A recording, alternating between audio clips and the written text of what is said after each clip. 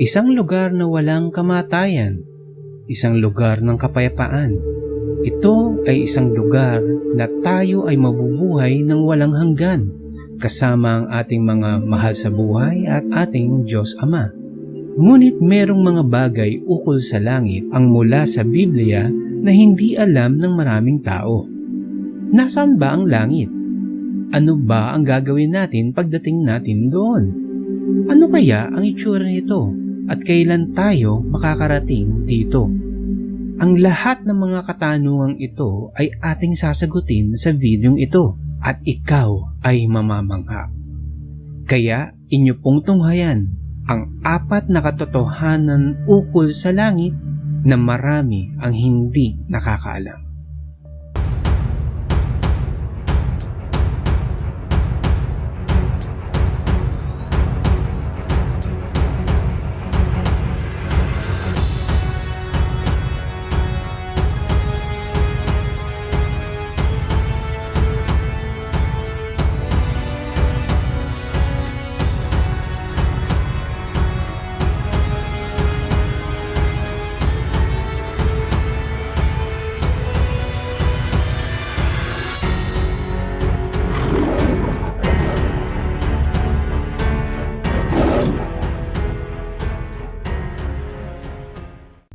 Unang katotohanan, ang langit ay wala sa loob ng ating universe.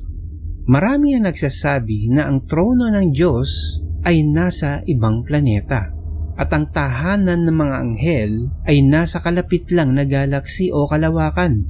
Pero ayon sa Biblia na ang lokasyon ng mga kalangit na trono ng Diyos ay hindi nasa ibang planeta o di kaya ay milyong-milyong light years ang layo sa ating sansinukob.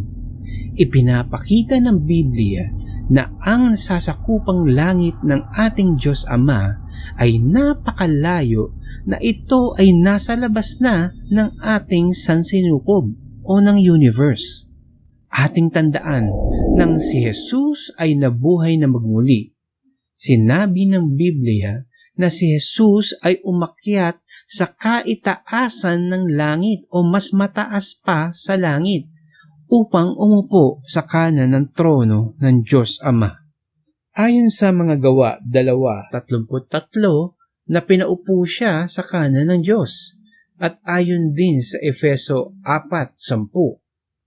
Ang bumaba ay siya rin namang umakyat sa kaitaasan ng kalangitan upang mapuno ng kanyang presensya ang buong sangnilikha. Ngayon, kung ating titingnan ang kahulugan ng langit or heaven sa Ingles sa salitang Griego, ito ay ang salitang Uranos. Ang ibig sabihin ng salitang Uranos sa Griego ay the visible sky o ang universe o ang sansinukob sa Tagalog. Kaya maliwanag na sinasabi na si Jesus ay umakyat sa kaitaasan o mas mataas kaysa sa universe upang maupo sa kanang trono ng ating Diyos Ama. At muli sa mga awit 113:4, siya'y naghahari sa lahat ng bansa, lampas pa sa langit ang pagkadakila. Sino bang katulad ng Diyos na si Yahweh na sa kalangitan doon naluklok? Buwat sa itaas, siya'y tumutunghay, ang lupa at langit kanyang minamasdan. Alam niyo po, ang domain ng Diyos Ama ay ilang trilyon na light years ang layo, na ang universe or ang ating universe or sansinukob ay kaya niyang tignan at makita sa kalaganapan nito. At dahil dito, nagkakaroon ng katuturan kung bakit ang trono ng Diyos ay nasa labas ng sansinukob sapagkat ito ay ginawa niya. Mga Hebreo 11:3, dahil sa pananampalataya, naunawaan natin na ang sanlibutan ay nilalang sa pamamagitan ng salita ng Diyos. Ang Biblia ay inilalarawan ang umpisa ng sansinukob, nang ilathala ito at nang sabihin ng Diyos, magkaroon ng liwanag. At nang ito ay sabihin ng Diyos, dito niya ginawa ang pagpapalawak ng sansinukob sa kung ano ang nakikita natin ngayon. Ang ibang mga scientifico ay tinatawag itong the Big Bang Theory.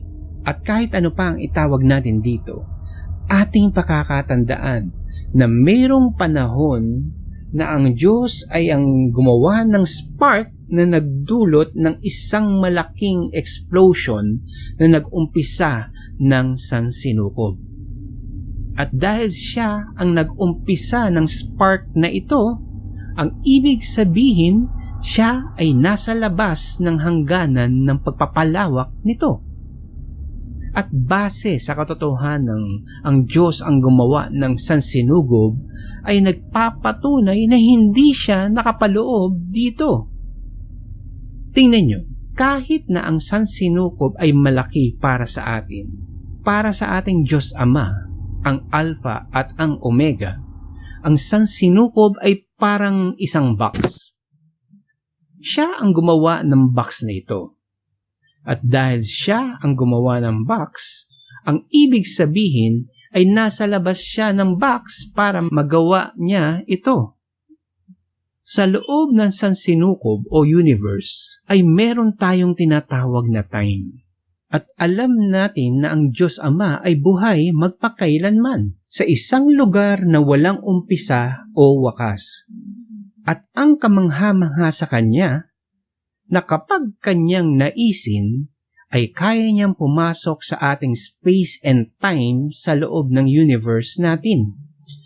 At kaya niya ding lumabas mula dito patungo sa kaitaasan ng langit.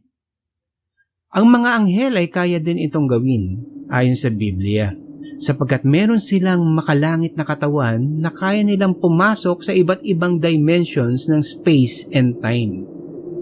Ngayon, ito ay magiging mas malalim. Pwede nating pag-usapan na ayon sa science na ang ating universe ay patuloy na lumalawak at ang time ay limitado lamang sa paglawak ng universe o sansinukob.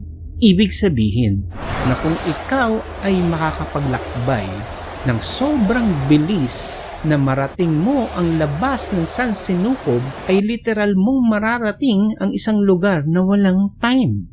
Isang lugar ng eternity kung saan nandun ang trono ng Diyos Ama. Ito ay magiging mas malalim pa, pero sa mga susunod ng mga video ko na ito ay papaliwanag. Aking binabanggit ito ngayon upang maipakita at maipaliwanag ng ating Diyos Ama ay wala sa kalapit na galaxy o planeta. Ang kanyang nasasakupan ay mas malawak pa kesa sa ating sansinukob. At ang kanyang trono ay mas mataas pa dito at nasa labas nito. Pangalawang katotohanan, pansamantala lang na lugar ito hanggang dumating muli si Hesus Kristo. Ngayon, dito medyo marami ang nalilito. Sapagkat ang katuruan ng iba na ang iyong espiritu ay walang kamalayan at ikaw ay makakarating lamang sa langit pagdating ni Hesus Kristo.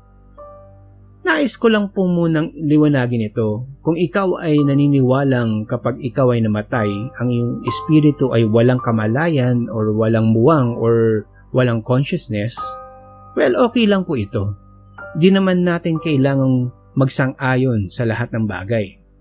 Pero aking ipapakita kung bakit marami ang naniniwala katulad ko na sa panahon ng iyong pagkamatay, ang iyong espiritu ay may malay.